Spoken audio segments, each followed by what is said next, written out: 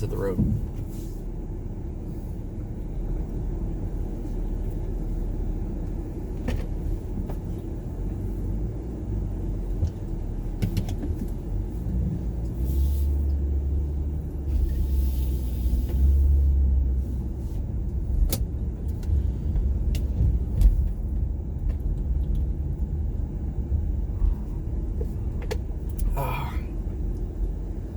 Fueled by my breakfast best right here, Rural King spring water, super cheap.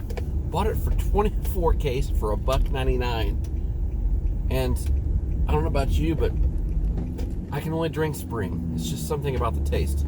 Purified water doesn't taste quite right. So my additive is Kroger brand. I don't know what it's called. It's flavoring that has energy in it. I call it crack water. I think it has 60 milligrams of caffeine per serving. Each pack is 2 servings. That's 120 milligrams of caffeine. And for today, I got 2 of them. So, got to keep plenty of perfusion to my brain for this test. So, we're going to keep going. And I've got about an hour and a half drive from Terre Haute to Indianapolis. So, got plenty of time to think, even review on the way.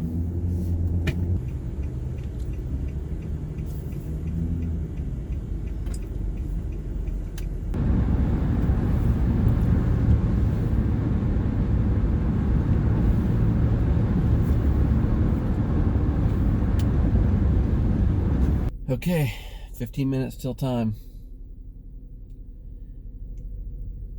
I don't think there's anything else I can study at this point. So,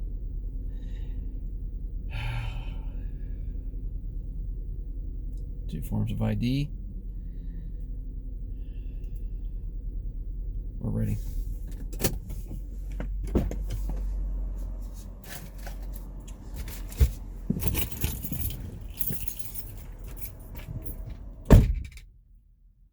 So the cool thing about this RPFT exam is what I've been doing for the last 15 years now is every 5 years I'm taking an exam, an advanced practice exam from the NBRC.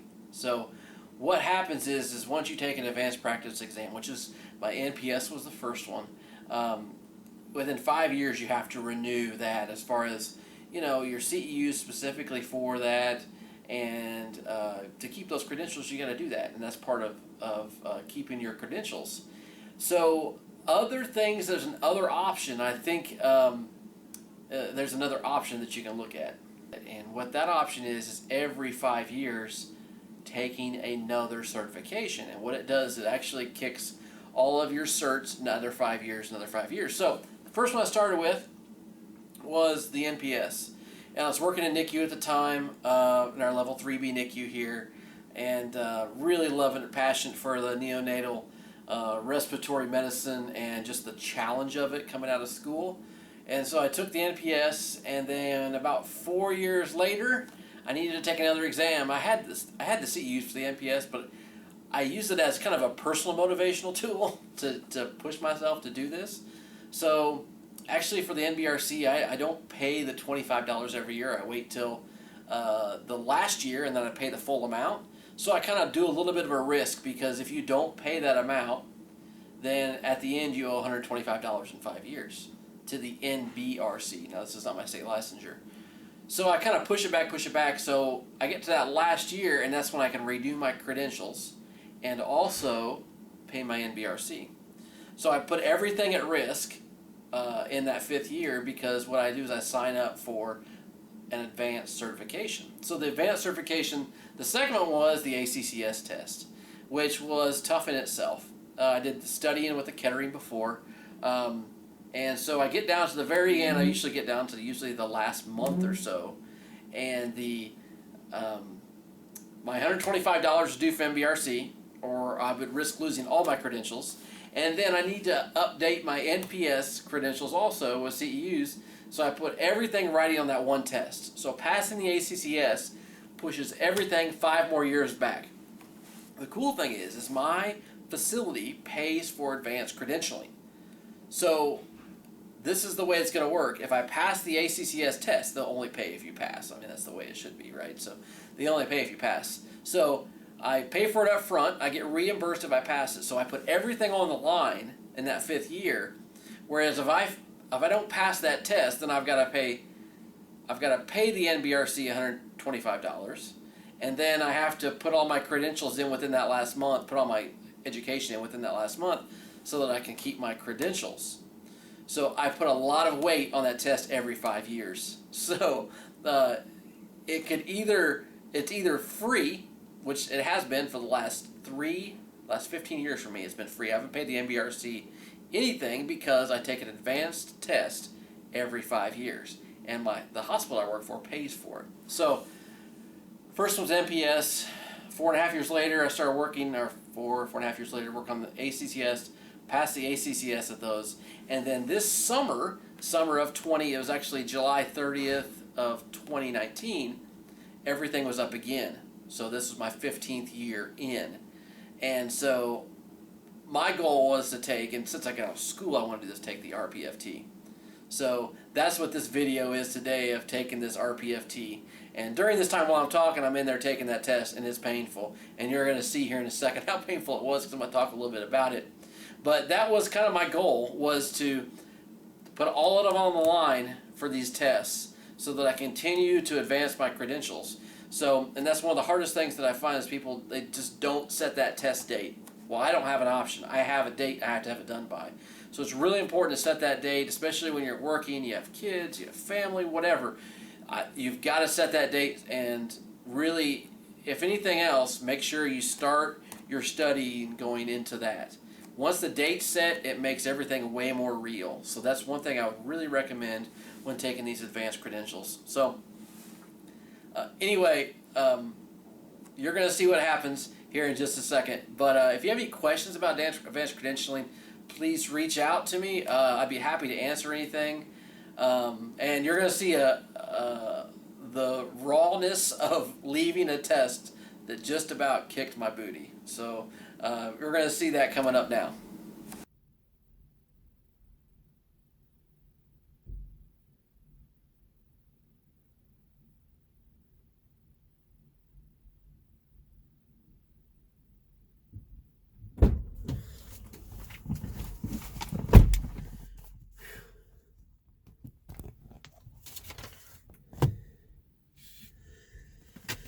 Whoa.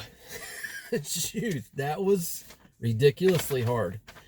I took every bit of the 2 hours, 5 minutes left, and that's when I finished. I went through the test just as Kettering recommended, as I've done with all the previous tests.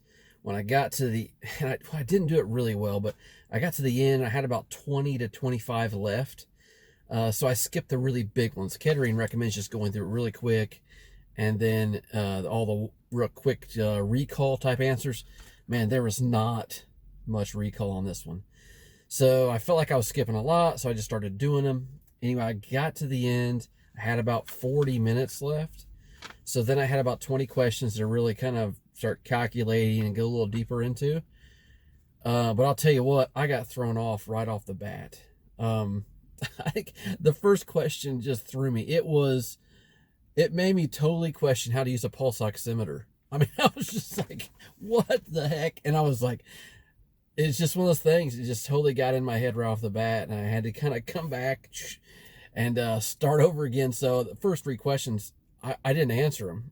I skipped them, and I thought, wow, did I absolutely study the wrong stuff? But here's the score. All right, so I don't know how well this is going to focus in on this, but so you can see 100 questions here. I received a 73, and I really wanted to get the RPFT, and I did. Thank goodness. It says, congratulations on your RPFT. You officially get your wallet card, so be a card-carrying RPFT. There you go. Actually, I like the patch a little bit more. I use the patch on my work bag, but it's all good. So you see that I needed 73 uh, to pass for the RPFT, and I received 73. There was zero margin for error. The breakdown of it, if I look, I really did poorly on instrumentation and equipment. And, that's the procedures I didn't do bad on. Instrumentation and equipment, I did not do well. 18 out of 30. And I'm not sure what that was. It may have been just totally overthinking some things. And it may have been my total lack of major studying. So I did listen to this morning. I listened to Scott McNeely, and if you've done any of the Kettering stuff, you know the guy's voice. The really dry sense of humor. I enjoy listening to him, but I did re-listen this morning to the quality assurance section, which I think was extremely important.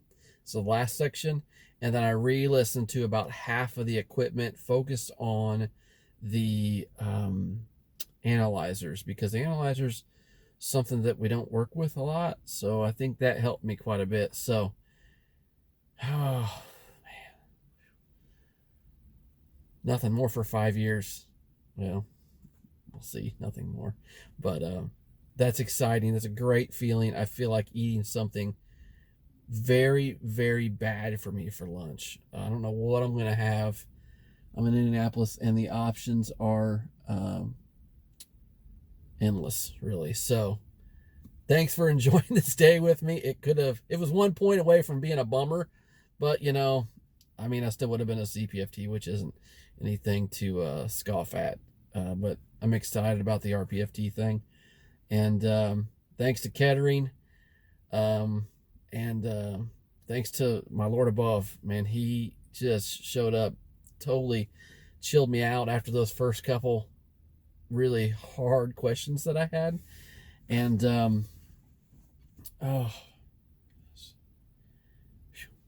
good stuff.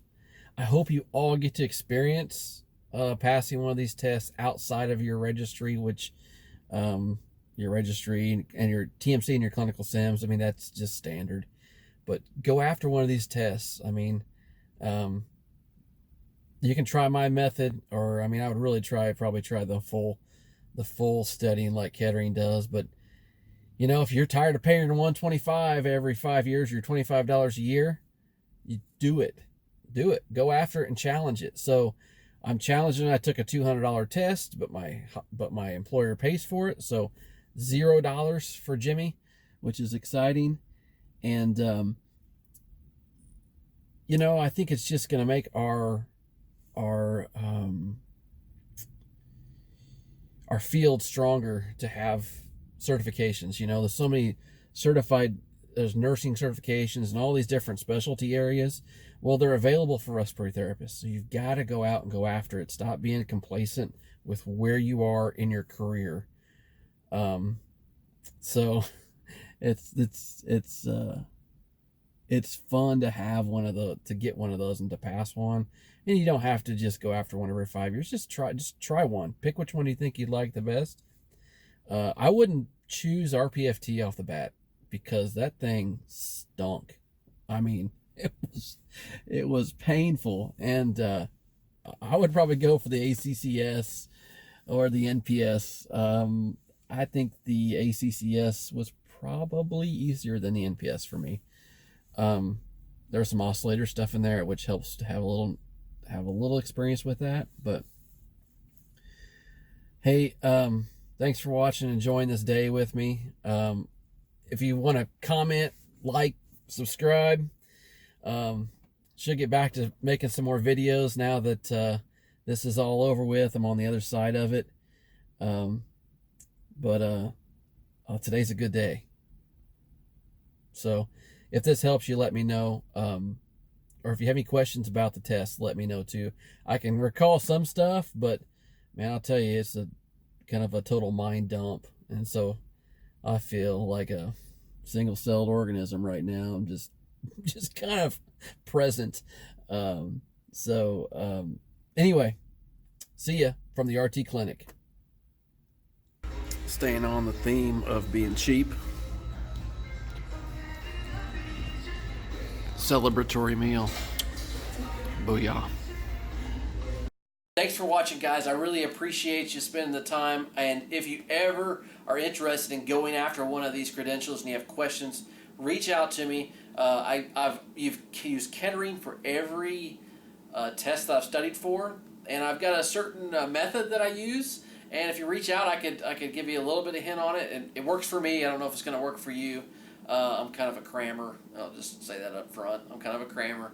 But I'm able to retain the information long enough to get it on the test and get a passing score. So thanks for watching the RT Clinic, and make sure you like, subscribe, and comment below, and keep watching my videos. See ya.